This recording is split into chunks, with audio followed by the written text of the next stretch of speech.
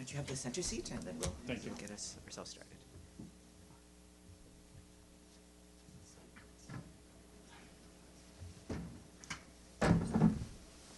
All right. Good afternoon, everyone. We're very pleased to have with us today the Deputy Executive Director of UNICEF, Ted Chaiban, who, as you know, recently was visiting both Israel and the occupied Palestinian territory, including both Gaza and the West Bank. So he will be here to talk to you about that. Mr. Chaiban, welcome. Thank you very much, and thank you for coming. I just returned from a 5-day mission to Israel, Gaza, and the West Bank, including East Jerusalem. And I speak to you with a deep sense of urgency and profound concern today. This has been my 4th visit to Gaza since the war began after the horrors of October 7th. Of course, itself building on decades of an unresolved conflict. You see the images on the news and you know what has happened, but it's still shocking when you're there. The marks of deep suffering and hunger are visible on the faces of families and children. Over 18,000 children have been killed in Gaza since the beginning of the war. That's an average of 28 children a day, the size of a classroom gone. Children have lost loved ones, they're hungry, they're scared, they're traumatized. And Gaza now faces a grave risk of famine. I know this is something that's been building up, but we now have 2 indicators that have exceeded the famine threshold. 1 in 3 people in Gaza are going days without food, and the malnutrition indicator has exceeded the famine threshold, with global acute malnutrition now at over 16.5%. Today, more than 320,000 young children are at risk of acute malnutrition. On Monday, when I was in Gaza, I met with the families of the 10 children killed and 19 injured by an Israeli airstrike while they were queuing for food with their mothers and fathers at a distribution clinic, a nutrition clinic in Deir al-Ballah that UNICEF supports. We met with Ahmad, who's 10 years old, and his father. Ahmad was in line with his sister, Samah, 13-year-old, on that day. She died. There's a picture I saw of him in a donkey cart waving furiously to see if he could save her and get her to the hospital, but he was unable to. And he's deeply traumatized. He doesn't know what to do. And this should simply not be happening. These children are not victims of a natural disaster. They're being starved, bombed, and displaced. We went to a stabilization center in Gaza City, and I met acutely malnourished infants whose bodies were little more than skin and bone. Their mothers sat nearby, desperate and exhausted. One mother told me that she no longer produces breast milk. She herself is too hungry. And UNICEF is doing everything we can to address the situation, supporting breastfeeding, providing infant formula, treating children with severe acute malnutrition. But the needs are enormous after 22 months of war. There was a 2-month of blockade, which has now been eased, but still having an impact, and the aid is not getting in fast enough or at the required scale as of yet.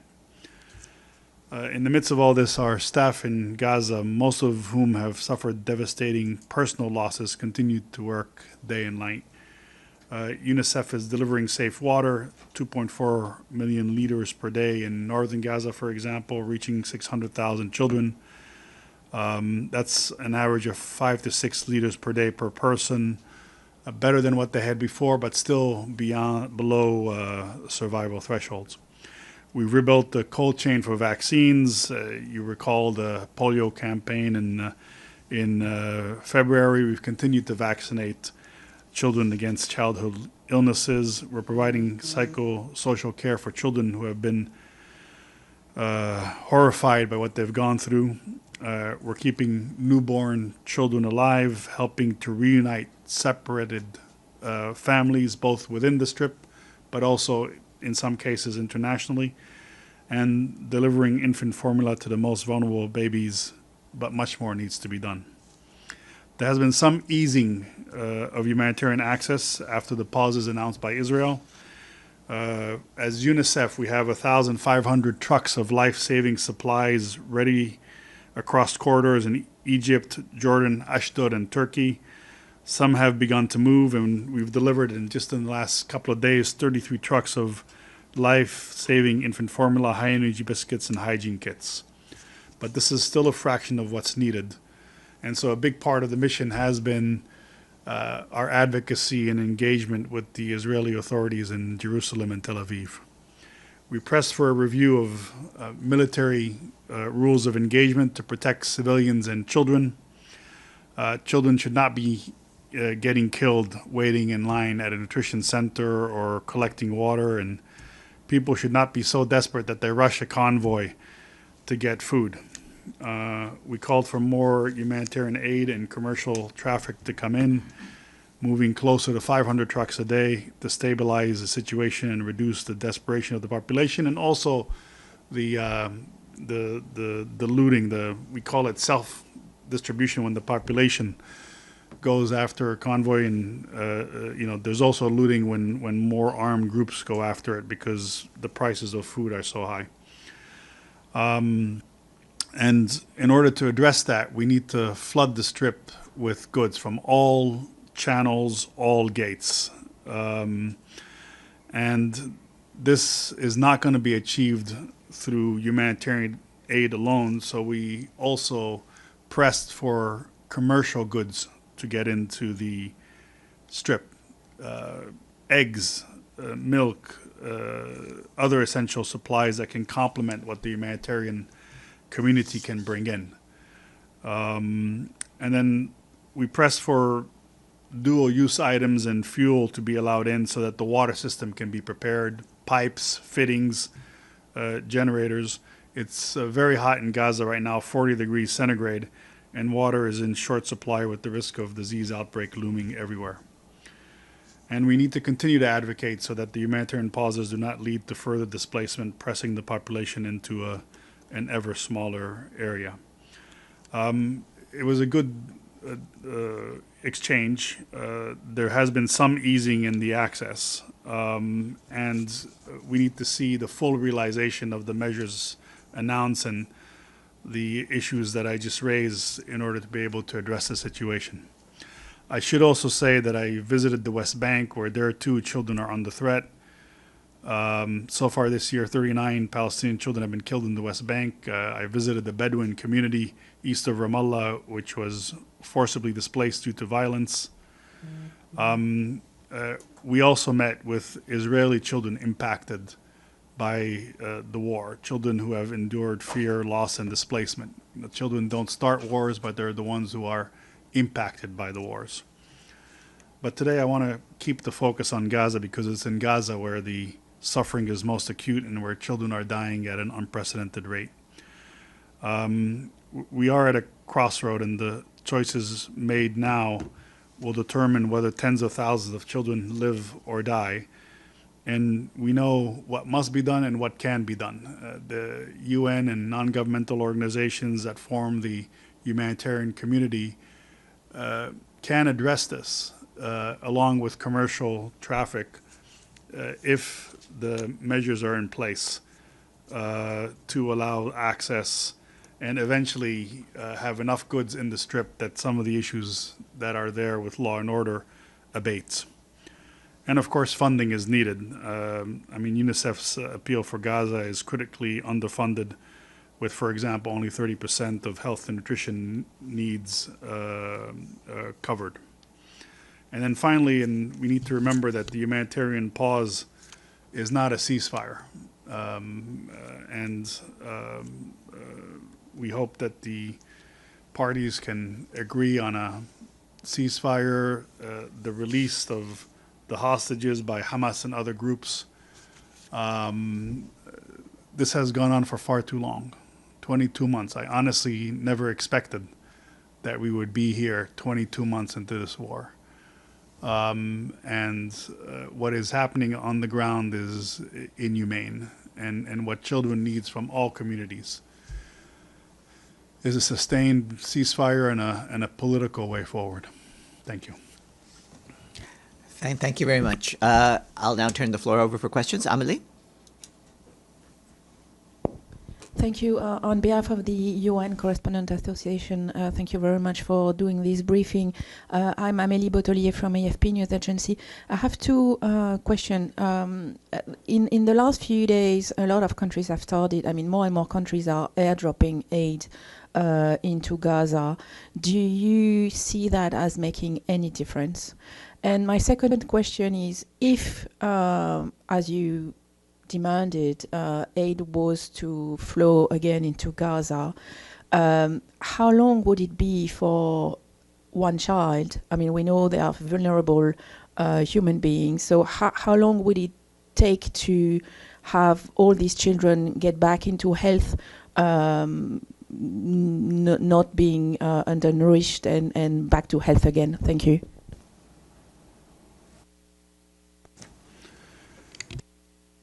Thank you for those questions. Look, at this stage, every modality needs to be used. Every gate, every route, every modality. But airdrops cannot replace the volume and the scale that convoys by road can achieve. And what's needed is simply not feasible in terms of volume, in terms of access through airdrops. And so try every modality, but what's clearly needed is to move back towards a volume of around 500 trucks a day through all routes, and that includes both humanitarian aid and commercial, as I've said. Just to give you an example, the price of a kilo of wheat flour right before the pause was announced was hovering between 100 and 150 new Israeli shekels. We're talking at 100 new Israeli shekel, that's $30 for a kilo of wheat. You can imagine what that means. Just by slightly more aid coming in, slightly more traffic going in, it's now gone down to between 35 and 45 new Israeli shekel. That's an indication that you can quickly have an impact on the market, but also the availability of food, but much more needs to be done. In terms of children recovering, let me answer it in two ways. A child who's malnourished, who has access to ready-to-use therapeutic food, whose mother also has access to specialized foods, and who has access to proteins, because that's also what you need when you're pregnant and lactating. They will physically recover relatively quickly if those supplies are sustained. But they need the specialized food, and then they need the food, their regular daily intake. And the mother needs to eat so she can breastfeed as well. If that happens, they can physically recover. But the sequels, in terms of the emotional well-being, the risk of stunting, the mental health of the child, will get worse and worse the longer the child is in the situation that it's in. So, we really need to look at things holistically. Similarly, part of the reason why we're pushing not just for food and nutritional supplement, but also for clean water, so repairing the water systems for health, is because nutrition requires a multifaceted response. And the child and his or her mother also requires access to water and sanitation. There's sewage openly running through towns, people with skin diseases. So it needs to be addressed in a multifaceted way. Thank you. Gabriel? Thank you very much for the briefing. Gabriel Zander from Al Jazeera English. Is Israel still preventing baby formula from getting into the Strip? Specifically, no, it is not. And in fact, we had a discussion with the Israeli authorities, and they asked us to do everything possible to increase the amount of infant formula and other therapeutic foods that go in. The issue then is the modalities. How do you kind of cut down on the bureaucracy so that the turnaround for the trucks are faster? How to open up all of the gates simultaneously so that they're at less risk of being looted. Open up several routes so that anyone who's either trying to do a self-distribution or is trying to make money out of the traffic can be it's less predictable where the truck is going to come. And again, allow commercial goods so that there's more on the market, more accessible so people can feed themselves. But there has been support for the commodities going in. And if I may ask a quick follow-up, you said there are 33 trucks, UNICEF trucks that have, can you clarify, have they gotten into Gaza or they're soon to get into Gaza, or what's the... Yeah, we had, to be clear, we had 97 trucks go in recent days, of which 33 focused on, infant feeds, sanitation kits, and so altogether those have gotten into Gaza, and we're picking up more on a daily basis. But we're also being strategic about how we move in batches, so that we're less predictable, we're less subject to the food not getting to the end point, because again, for specialized items like nutritional supplements, you want to get it to the nutrition center and the health center where those malnourished children are. Deshi? Yes, Ms. Chaiban, this is Shudoji with China Central Television. Allow me to show you a video I just saw today as a YouTube advertisement this morning. Israel has been facilitating a massive humanitarian operation for the people of Gaza. Day and night, Israel enables food, medicine, and more without limitations, from baby formula to antibiotics. You see those smiling faces, the children. You just visited Gaza yourself. Is this the image you see? If it's not, what's the danger of the wrong information online, especially for YouTube advertisement? Thank you. I mean, look, that's not the image you see, okay? And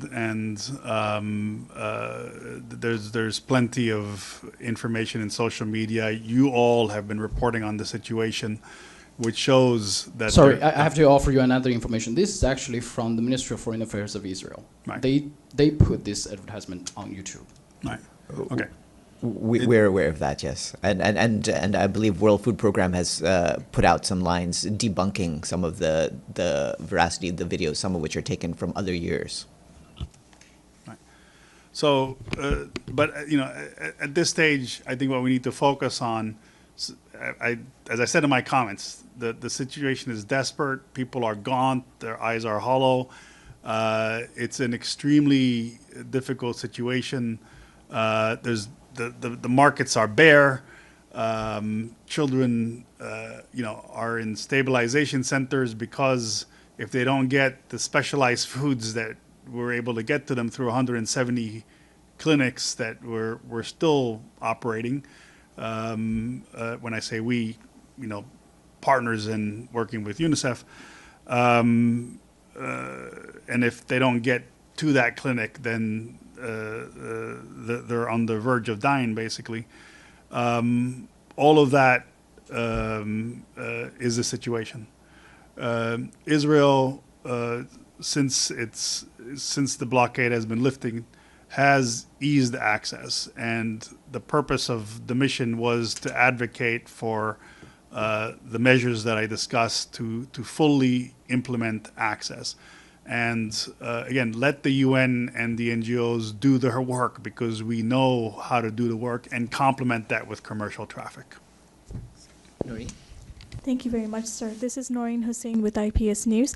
Earlier you mentioned that that commercial goods also need to get through into Gaza, but that there's been little support in facilitating their entry.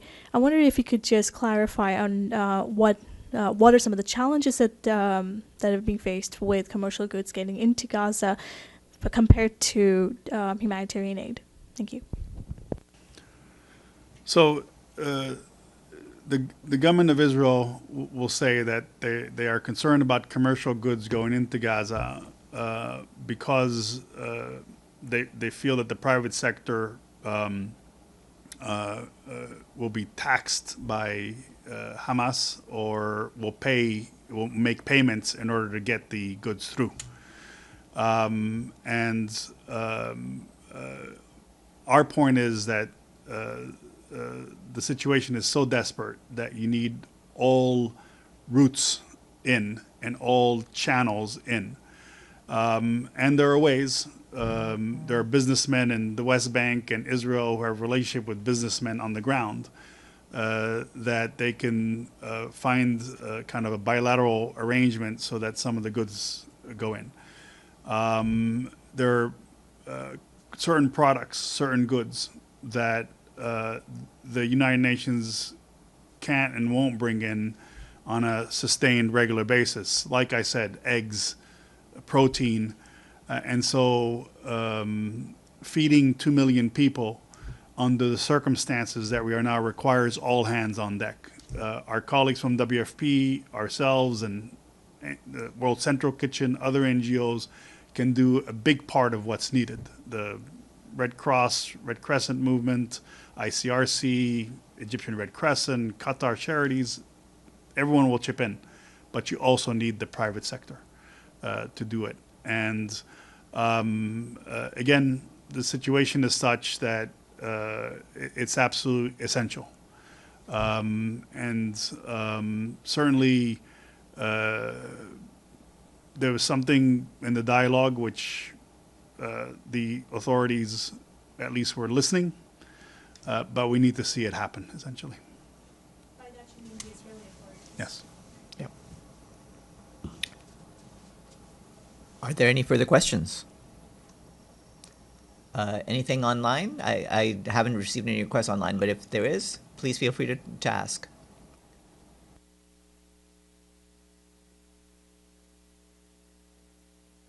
Deputy Executive Director of UNICEF, thank you, and let's hope that this is the last time that we have to talk about this. Thank you very much. Thanks a lot. And in about 10 minutes, we'll start the Daily Noon Briefing.